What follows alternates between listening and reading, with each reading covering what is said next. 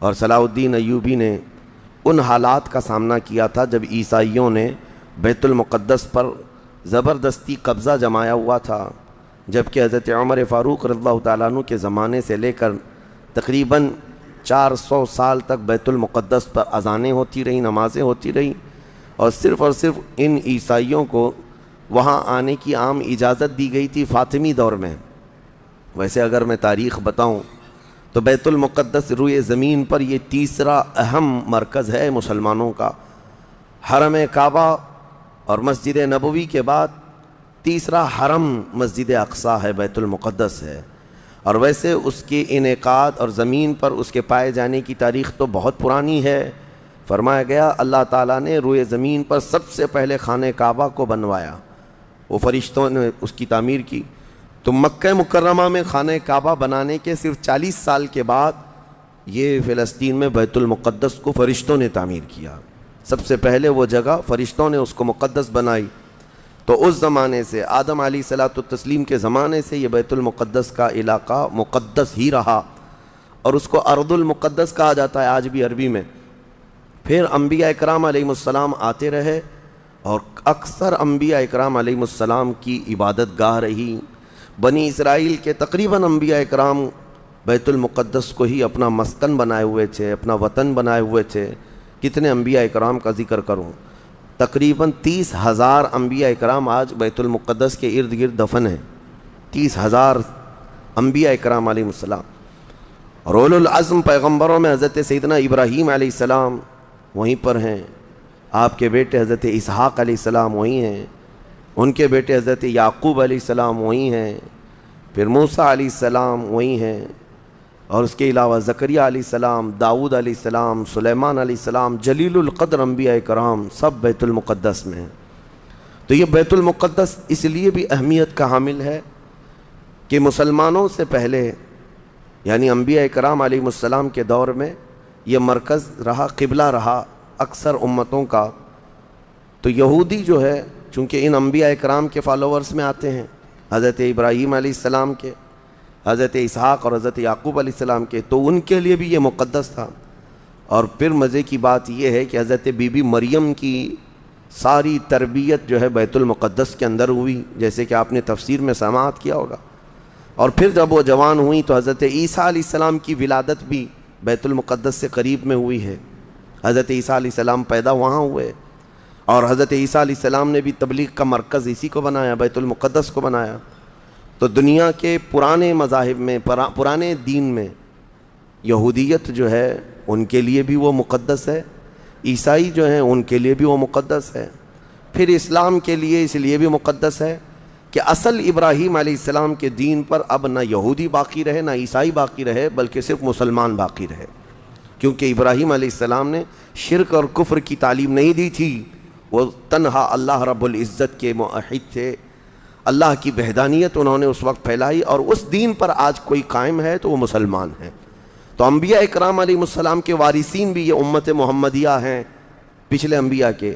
اور اس کے علاوہ ایک عظمت والی چیز یہ ہے کہ جب میرے آقا صلی اللہ تعالیٰ علیہ وسلم اعلان نبوت فرمائے اور نمازیں فرض ہوئیں، تو نمازوں میں بھی تقریباً 17 مہینے تک حضور صلی اللہ علیہ وسلم اور صحابہ نے بیت المقدس کی طرف منہ کر کے نمازیں ادا کیں۔ اس اعتبار سے ہمارا پہلا قبلہ وہی ہے، پہلا قبلہ جس کو قبلہ اول کہا گیا ہے۔ پھر حضور کی خواہش پر قبلہ بدل دیا گیا، خانہ کعبہ قبلہ ہو گیا ہمارا۔ اور ایک بڑی اہمیت اس بیت المقدس کی یہ بھی ہے کہ جب نبی اکرم صلی اللہ تعالیٰ علیہ وسلم معراج کی شب تشریف لے جا رہے تھے رب ذوالجلال کی ملاقات کے لیے، تو جبرائیل امین کے نے براق کی سواری کو حرم سے لے کر سب سے پہلے جہاں پر اتارا تھا وہ بیت المقدس ہے۔ بیت المقدس جہاں پر آج بھی وہ جگہ باقی ہے جہاں رسول کریم صلی اللہ تعالیٰ علیہ وسلم کی سواری براق کو باندھا گیا تھا، اور حضور نے اندر جا کر 1,24,000 کم و بیش نبیوں کو حضور نے امامت فرمائی تھی۔ یہ وہ بیت المقدس ہے جہاں سارے نبیوں نے میرے نبی کا خطبہ پڑھا تھا معراج کی شب، اور اس کے بعد رسول اقدس صلی اللہ تعالیٰ علیہ وسلم وہاں سے آسمانوں کا سفر کیے۔ تو بیت المقدس مسلمانوں کے لیے اس لیے بھی اہم ہے کہ میرے آقا کی امامت گاہ بھی ہے اور ہمارا قبلہ بھی ہے۔ اب یہ زمانے میں چلتا رہا، جب حضور اکرم صلی اللہ تعالیٰ علیہ وسلم کا دور تھا ظاہری زندگی کا، اس وقت بیت المقدس پر عیسائیوں کا ہی قبضہ تھا. ہم یہ بتاتے ہیں عیسائیوں کا، لیکن عیسائیوں نے کہاں سے قبضہ کیا تھا؟ وہ تو یہودیوں سے حاصل کیا تھا. یہودیوں کو مارتے تھے. اتنی خطرناک جنگیں ہوتی تھیں عیسائیوں میں اور یہودیوں میں کہ بیت المقدس میں خون خرابہ یہ آج کی تاریخ نہیں ہے، بہت پرانی تاریخ ہے. ٹائٹس نام کا ایک عیسائی بادشاہ جس نے پورے بیت المقدس کی اینٹ سے اینٹ بجا دی تھی، اور اس نے جتنے یہودی وہاں پر آباد تھے سب کو قتل کروا دیا تھا. پھر عیسائیوں کا قبضہ ہوا تھا. کتنے بڑے بڑے عیسائی بادشاہ آئے اور انہوں نے وہاں پر سوائے ظلم کے اور کچھ نہیں کیا بیت المقدس میں. یہ تو ان کی تاریخ چلتی تھی عیسائیوں کی، یہودیوں کی. یہودیوں سے کئی مرتبہ بیت المقدس لے لیا گیا اور عیسائی جھنڈا وہاں لہرایا گیا. کئی 100 سال تک عیسائیوں نے یہودیوں کا داخلہ بھی بند کر رکھا تھا کہ کوئی یہودی پھٹکنے بھی نہ پائے. بیت المقدس تو چھوڑیں، یروشلم میں، فلسطین میں کسی یہودی کی انٹری نہیں تھی. عیسائیوں کا جب غلبہ تھا تو یہ کئی زمانے تک چلتا رہا. اصل یہاں پر کیا تھا وہ میں آپ کو بتا دوں. یہ بیت المقدس کا مسئلہ آپ کو سمجھنا اس لیے بھی ضروری ہے کہ آج پوری دنیا میں یہ ایک سب سے بڑا ایشو کیوں ہے. اس کی بنیاد یہ ہے کہ حضرت آدم علیہ السلام کے بعد سے وہ جگہ مقدس تھی، فرشتوں کی تعمیر کی ہوئی. لیکن جب حضرت داؤد علیہ السلام تشریف لائے تو آپ نے، چونکہ آپ کی حکومت تھی اس وقت، آپ بادشاہ تھے، آپ نے ایک مسجد تعمیر کرنے کا حکم دیا. لیکن آپ کے زمانے میں وہ کام نہ ہو سکا تو اپنے بیٹے حضرت سلیمان علیہ السلام کو انہوں نے حکم دیا. سلیمان علیہ السلام بادشاہ بھی ہوئے اور داؤد علیہ السلام کی کرسی پر بھی فائز ہوئے، اور وہ نبی بھی تھے، رسول بھی تھے، امت بھی تھی آپ کی. اور سلیمان علیہ السلام کو تو اللہ تعالیٰ نے ایسی طاقت دی تھی کہ وہ ہواؤں پر بھی حکومت کرتے اور جنات پر بھی حکومت کرتے. تو سلیمان علیہ السلام نے کام شروع کیا. یہ وہ جگہ تھی جہاں موسیٰ علیہ السلام عبادت کیا کرتے تھے. اس جگہ پر سلیمان علیہ السلام نے ایک مسجد بنانے کا حکم دیا اور یہ جنات بنانا شروع کرتے ہیں. اس کا ذکر قرآن پاک میں بھی موجود ہے. حضرت سلیمان علیہ السلام نے جب پورا ڈیزائن دیا کہ اس طرح سے بننا ہے تو پھر جنات تعمیر کرتے رہے، جنات تعمیر کرتے رہے. اور جنات اتنا خوف کھاتے تھے سلیمان علیہ السلام سے کہ وہ ایک لمحہ بھی حضرت سلیمان علیہ السلام سے غافل نہیں ہوتے یا حکم عدولی نہیں کرتے. ہوا یہ کہ کام ابھی کمپلیٹ نہیں ہوا تھا کہ سلیمان علیہ السلام کا انتقال ہوا تو جنات بھاگ جاتے. لیکن اللہ کی مصلحت، حضرت سلیمان علیہ السلام لکڑی لے کر یوں کھڑے رہتے تھے، اپنا عصا لے کر کے کھڑے رہتے تھے اور کام دیکھتے رہتے تھے. جب تک سلیمان علیہ السلام کھڑے ہیں تیزی سے جنات بڑے بڑے پتھر لاتے تعمیر کرتے رہتے تھے. انتقال ہوا سلیمان علیہ السلام کا اور آپ ایسے ہی کھڑے رہ گئے. آپ کے کھڑے کھڑے وفات ہوئی ہے. اور اس طرح سلیمان علیہ السلام کی وفات کو سالوں گزر گئے لیکن آپ وہاں سے ہٹے نہیں کیونکہ کام چل رہا تھا. قرآن میں ہے، اللہ تعالیٰ فرماتا ہے جب لکڑی کو دیمک کھا گئی، کتنے سال گزر گئے ہوں گے. حضرت سلیمان علیہ السلام یوں ہی کھڑے تھے. اور عام دوسرے لوگوں کی موت تو چھوڑو، نیند میں کھڑا ہو کر کے دکھائے. وہ اللہ کے نبی تھے کہ انتقال کے بعد بھی وہ کھڑے رہے. روایتوں میں کئی سالوں تک، 10 سالوں تک آپ کھڑے رہے. اور اس کے بعد دیمک کھا گئی لکڑی کو تو لکڑی ٹوٹ گئی. تب سلیمان علیہ السلام زمین پر آ گرے. جنات اسی وقت جان گئے کہ یہ تو انتقال کر گئے ہیں. تب تک بیت المقدس کا کام کمپلیٹ ہو گیا تھا، جنات بھاگ گئے سب. یہ تعمیر، اس کو اصل میں بیت المقدس نہیں کہا جاتا تھا اس وقت، یہ ہیکل سلیمانی، یہ یہودیوں کے عقیدے کے اعتبار سے فرسٹ ٹیمپل ہے، پہلا مندر یا پہلی مسجد جو بھی ہے مقدس تھی. یہ ہیکل سلیمانی جو سلیمان علیہ السلام نے جنات سے بنایا تھا، اور سلیمان علیہ السلام کی کرسی جہاں لگتی تھی اس وقت حضرت سلیمان علیہ السلام نے جنات اور سرکش لوگوں سے اور جادوگر لوگوں سے سب چیزیں جادو کی چھین کر اپنی کرسی کے نیچے دفن کر دیا تھا. سب ختم کیا تھا کہ کوئی جادو ٹونا یہ سب چیزیں نہ ہوں، کیونکہ یہودی جادو کے پیچھے بہت بھاگتے تھے، صرف جادو میں ہی دن رات. آپ نے سب دفن کیا اور اس کے بعد آپ کے انتقال کے بعد سالوں بیتے اور اسی طرح سے رہے. لیکن پھر یہ ہیکل سلیمانی کو ایک بادشاہ آیا جو عراق کا رہنے والا تھا. اس کی یہودیوں سے دشمنی تھی، اس نے ایسا حملہ کیا کہ پورے ہیکل کو توڑ ڈالا، یعنی جو جنات کا بنایا ہوا تھا اس کو مکمل طور سے مسمار کر دیا، ایک دیوار باقی رہ گئی، ایک دیوار باقی رہ گئی، جہاں جا کر کے آج یہ یہودی روتے ہیں، دیوار گریا اس کو کہتے ہیں، وہ اس زمانے کی ایک باقی رہ گئی، باقی پورا ہیکل گرا دیا۔ زمانہ بیت گیا، یہودی اس بات پر روتے رہے کہ ان کو مارا گیا، قتل کیا گیا، پھر عیسائیوں کا اس پر قبضہ رہا، پھر عیسائیوں سے یہودیوں نے ایک بار پھر حاصل کیا، پھر دوبارہ یہ ٹائٹس کے زمانے میں عیسائیوں نے مار کر کے پورے یہودیوں کو خون خون کر دیا، اور پھر بیت المقدس کچھ نہیں تھا، ایک دیوار تھی، ایک دوسری وہاں پر ایک چھوٹی سی عمارت بنائی گئی، اس عمارت کو یہ سیکنڈ ٹیمپل کہتے ہیں، سیکنڈ ٹیمپل، یہ دوسرا مندر، اور اسی کو عبادت گاہ بنا کر چلتے رہے۔ زمانہ بیتا یہاں تک کہ حضور صلی اللہ تعالیٰ علیہ وسلم کی نبوت کا اعلان ہوا، پھر اس کے بعد 23 سال گزرے، پھر آپ کی وفات کے بعد صدیق اکبر کا زمانہ آیا، پھر سیدنا عمر فاروق کا زمانہ آیا، تقریباً یہ 26-28 ہجری کی بات ہے، حضرت عمر کے دور میں۔ پھر حضرت عمر فاروق کے دور میں جو فتوحات ہو رہی تھی، اسلام پھیلتا جا رہا تھا، تب صحابہ کے ایک لشکر کو حضرت عمر نے فلسطین بھی بھیجا، جس میں حضرت ابو عبیدہ بن جراح بھی تھے۔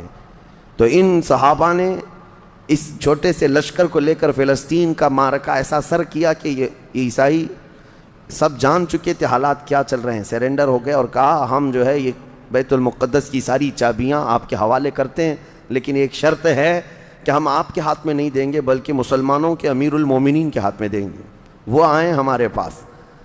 تو وہاں جو صحابہ تھے انہوں نے خط لکھ کر بھیجا حضرت عمر کو، حضرت عمر مدینے میں تھے، کہا ٹھیک ہے میں آ رہا ہوں۔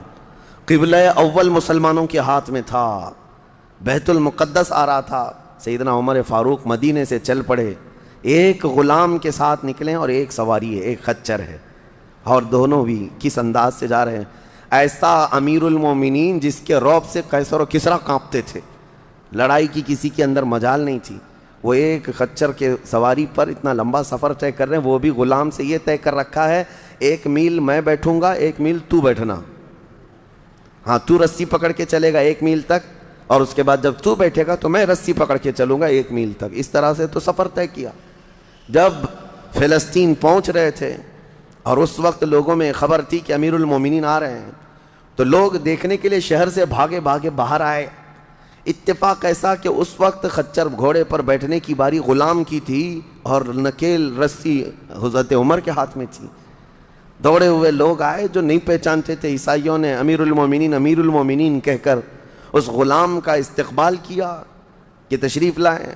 تب جو صحابہ تھے وہاں پر انہوں نے پکار کر کہا نادانو، وہ امیر المومنین نہیں، رسی پکڑا ہوا امیر المومنین ہے، یہ امیر المومنین ہے۔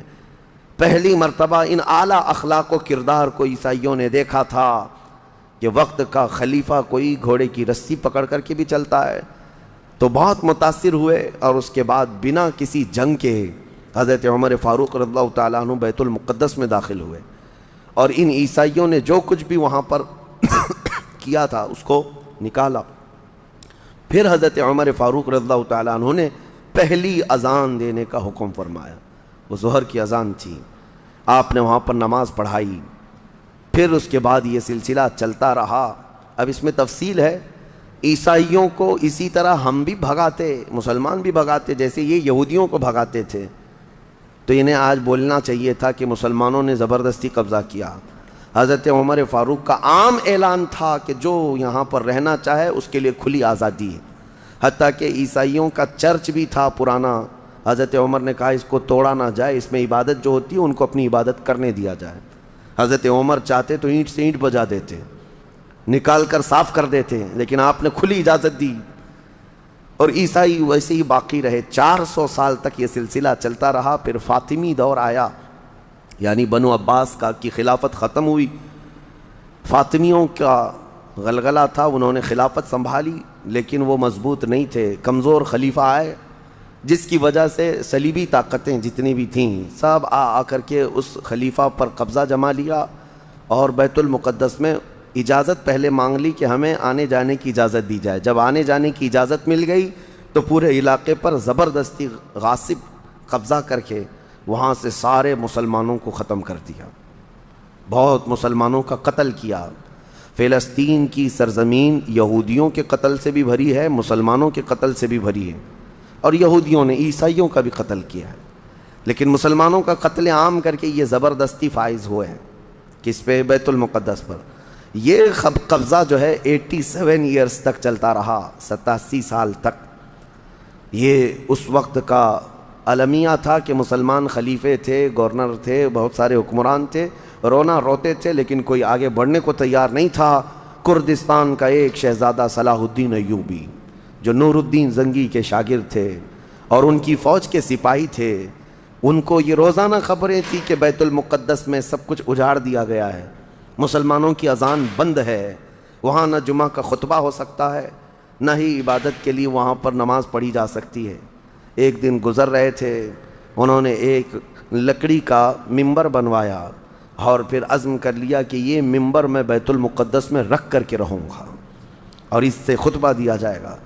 وہ ان کا عزم تھا اور اس پر لے کر کے چلتے رہے۔ تقریباً آپ نے 17 جنگیں لڑی ہیں، 17 جنگیں لڑی، اور صلاح الدین ایوبی کو جو درپیش مسائل تھے، وہ کہا گیا ہے کہ پہلے تو انہوں نے جو روڈ میپ بنایا تھا اس حساب سے ان کو 2 سال کے اندر یہ جنگوں میں فتح کر لینا تھا۔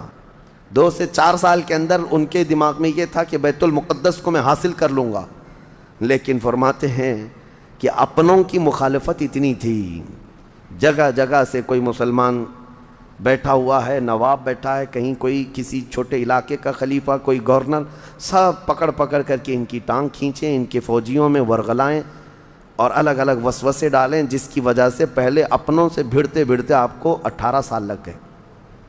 بیت المقدس پھر پہنچے، صلیبیوں سے مارکہ آرائیاں ہوتی رہیں، پھر وہ 87 سال کے بعد صلاح الدین ایوبی نے دوبارہ بیت المقدس کو ان عیسائیوں سے پاک کیا، اور آپ نے وہ ممبر وہاں پر لگایا اور تاریخی خطبہ عطا کیا تھا۔ اس کے بعد وہ بیمار ہو گئے صلاح الدین ایوبی رحمۃ اللہ تعالیٰ علیہ۔ 17 جنگیں جس نے لڑیں، اور عیسائی آج بھی صلاح الدین کے نام سے ڈرتے ہیں، اور بہت سارے تعریف بھی کرتے ہیں کہ ایسا جرنیل ہم نے دیکھا ہی نہیں دنیا میں صلاح الدین ایوبی کی طرح۔ وہ خون کا پیاسا نہیں تھا، وہ امن کا پیاسا تھا۔ کتنے تو قیدی ایسے آتے تھے جن کو وہ صرف ایگریمنٹ کر کے آزاد کر دیتا۔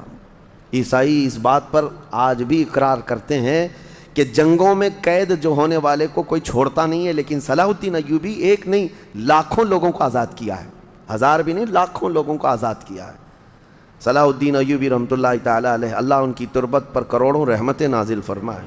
حیرت کی بات یہ ہے کہ ان کا آخری وقت آیا تو رونے لگے، بستر پر رو رہے تھے۔ لوگوں نے پوچھا کہ کیا بات ہے؟ صلاح الدین ایوبی کہتے ہیں میں نے منت مانگی تھی اللہ سے کہ اللہ بیت المقدس فتح ہو جائے تو میں حج پہ جاؤں گا۔ کہا تو پھر کیا ہوا؟ کہا میرے پاس اتنے پیسے نہیں ہیں کہ میں حج کر سکوں۔ یہ وقت کا وہ عادل حکمران جس کی تاریخ عدل سے بھری ہوئی ہے، لیکن یہ بھی تاریخ ہے کہ مال لوٹ کر کے اگر اپنا محل بنایا ہوتا تو صلاح الدین کے بہت سارے آج محلات ہوتے، لیکن وہ آخر وقت بستر پر اس غم سے رو رہے تھے کہ میرے پاس حج پہ جانے کے لیے پیسے نہیں ہیں۔ جس کے زیر نگیں کتنے علاقے آتے تھے اس وقت، بہت سارے علاقوں کا وہ خلیفہ۔ لیکن میرے عزیزو، اسلام کی سچی تاریخ ایسے ہی خلفاء سے ہے، ایسے ہی خلفاء سے نظام ہے۔ پھر یہ زمانہ چلتا رہا، تقریباً 800 سال گزر گئے۔ 1921 آیا، 1921، یہ جو گزری ہوئی سینچری ہے ابھی ہماری، یہ فرسٹ ورلڈ وار جب ہوئی، پہلی جنگ عظیم، اس جنگ کے دوران یہودیوں نے زبردستی اجازت مانگی برطانیہ کو ثالث بنا کر کے، کیونکہ جب ترکی کی حکومت ختم ہو گئی، جس کو خلافت عثمانیہ کہا جاتا ہے، جب وہ کمزور ہو کر گر گئی، کیونکہ ان کا دبدبہ تھا، یہ آخری خلافت ہے جو زمین پر تھی، اگرچہ خلافت کے نام سے جو مشہور رہی، تو حضور صلی اللہ تعالیٰ علیہ وسلم کی وفات کے بعد سے لے کر یہ ترکی کی خلافت عثمانیہ تک اس روئے زمین پر خلیفہ ہر زمانے میں کوئی نہ کوئی رہا، لیکن 1921 سے لے کر 1921 سے لے کر اب کا زمانہ آ گیا 2023، اتنے سال، 100 سال گزر گئے، پوری دنیا میں اب کوئی خلیفہ مسلمانوں کا نہیں رہا۔ بادشاہ تو بہت سارے ہیں، امیر المومنین اور خلیفہ کے نام سے اس روئے زمین پر اب کوئی نہیں، ان ظالموں نے ہماری خلافت کے نظام کو مار ڈالا، ختم کیا، خلافت کو زمین سے ختم کیا۔ اب لوگوں کو نیا لگتا ہے کہ خلافت کا مطلب کیا ہے۔ خلافت ایک نظام ہے، پورا نظام ہے۔ جب ڈیموکریسی ایک نظام ہے، کمیونزم ایک نظام ہے، تو اسی طرح سے خلافت جو ہے میرے مصطفیٰ کے نظام کا نام ہے۔ جب یہ ختم ہوا تو پھر 1921 میں یہودی جگہ جگہ سے جو مارے گئے تھے، اس وقت جرمن سے بھگائے جا رہے تھے، جینوسائیڈ کیا گیا تھا یہودیوں کا، جرمن میں مارا جا رہا تھا، تو ان کے اوپر دنیا والوں نے چنتک بیٹھک جس کو کہتے ہیں رحم کرنے کا کئی مرتبہ بیٹھکیں ہوئی، بڑے بڑے لوگوں نے کہا یہودی پوری دنیا میں مارے جا رہے ہیں اور یہ مظلوم ہیں، ان کو کہیں پناہ دی جائے۔ پناہ دینے کے لیے جب بات آئی تو فلسطین کا ایک چھوٹا سا علاقہ 4000 یہودیوں کو رہنے کی اجازت دی گئی۔ 1921 سے 4000 یہودیوں کو رہنے کی اجازت دی گئی، اور پھر جب وہ 4000 یہودی رہے تو بڑھتے بڑھتے دنیا بھر سے لوگ ہجرت کر کے یہودی وہاں جاتے رہے، اور تقریباً 1947 جب ہمارے ہاں آزادی کا مسئلہ چل رہا تھا، تب تک یہودی جو ہے لاکھوں کی تعداد میں وہاں جمع ہو چکے تھے، اور جمع ہو کر کے ان لوگوں نے، اور اسی وقت ہٹلر کا دور بھی ختم ہوا تھا اور ہٹلر نے ان کو بہت مارا تھا، جس کو ہولوکاسٹ کہا جاتا ہے، اور بہت زیادہ ظلم کیا تھا۔ تو یہ سب بھاگ کر کے فلسطین میں جمع ہوئے، اور پھر ایک ایگریمنٹ سائن کروا لیا گیا دنیا کی بڑی بڑی طاقتوں سے کہ یہ اسرائیل ایک کنٹری ہے۔ فلسطین کو 2 حصوں میں بانٹ دیا گیا، آدھا عربوں میں آدھا یہودیوں میں، فلسطین کے 2 حصے کر دیے۔ تو آدھا یہودیوں کو ملا تو ٹھیک ہے، لیکن اس کے غصے میں عربوں میں جنگ شروع ہوئی۔ 1948 کے بعد پھر جنگوں کا آغاز ہو گیا۔ جارڈن، سیریا، مصر، ان لوگوں نے اسرائیل کے ساتھ، انہوں نے نئی کنٹری کا نام اسرائیل رکھا تھا، جنگ کیا۔ جب جنگ کرتے رہے، اسرائیل اپنے پیر پھیلاتا رہا اور آگے بڑھتا رہا، کیونکہ اس وقت ان عربوں کے اندر یا جدید ہتھیار نہیں تھے۔ اسرائیل کو فلی طور پر امریکہ کا سپورٹ تھا، UK کا سپورٹ تھا، یورپ کا سپورٹ تھا۔ ان تینوں ملکوں کے ساتھ بڑی خوفناک جنگوں میں ان کو پیچھے ڈھکیل دیا گیا، بلکہ جو صحرائے سینا تھا مصر کا، وہ بھی اسرائیل نے قبضہ کر لیا۔ طور سینا جس کو کہتے ہیں، کوہ طور، وہ بھی ان کے لیے مقدس تھا، وہ بھی حاصل کر لیا۔ پھر اس کے بعد دوسری جنگ بھی ہوئی تھی مصر کی، تب مصر نے وہ علاقہ واپس لیا اور اسرائیل کو سمیٹنے کی کوشش کرتے رہے۔ 3 بڑی جنگوں میں ہوا یہ کہ جب جنگ ہوتی رہی، اسرائیل پھیلتا رہا۔ پھر 1978 کے قریب یا 75 کے آس پاس اسرائیل نے پورے طور پر فلسطین کا کنٹرول اپنے ہاتھ میں لے لیا، جس میں بیت المقدس بھی چلا گیا۔ یہ ہے تاریخ میں آدم علیہ السلام کے زمانے سے لے کر یہاں تک کی بتا رہا ہوں، مختصر جھلکیاں۔ اس کے بعد سے یہودیوں نے بیت المقدس کا کنٹرول اپنے ہاتھ میں لیا، حالانکہ UN کا یہ فیصلہ ہے کہ پورے اسرائیل کو یہ خاص طور پر تنبیہ کی گئی ہے کہ صرف مسجد اقصی جو بیت المقدس ہے، اس کا کنٹرول اور اس کا مینجمنٹ، اس کے انتظامات یہودیوں کے ہاتھ میں بھی نہیں رہیں گے، اور وہاں کے فلسطینی مسلمانوں کے ہاتھ میں بھی نہیں رہیں گے۔ یہ جارڈن کی حکومت کو دیا گیا ہے۔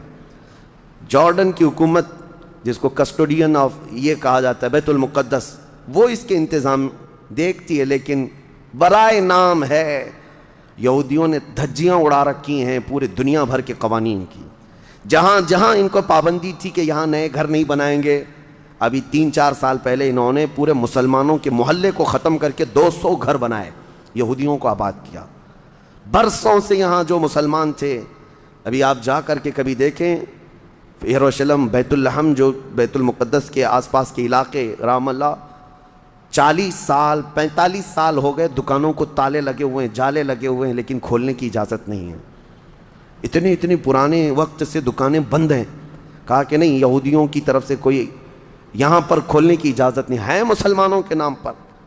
اور اللہ کا فضل تو دیکھیں، وہ مسلمان کیسے جگرے والے لوگ ہیں، میں نے اپنی آنکھوں سے دیکھا ہے۔ ہر جگہ کی طبیعت کے اعتبار سے اللہ تعالیٰ مخلوق پیدا کیا ہے۔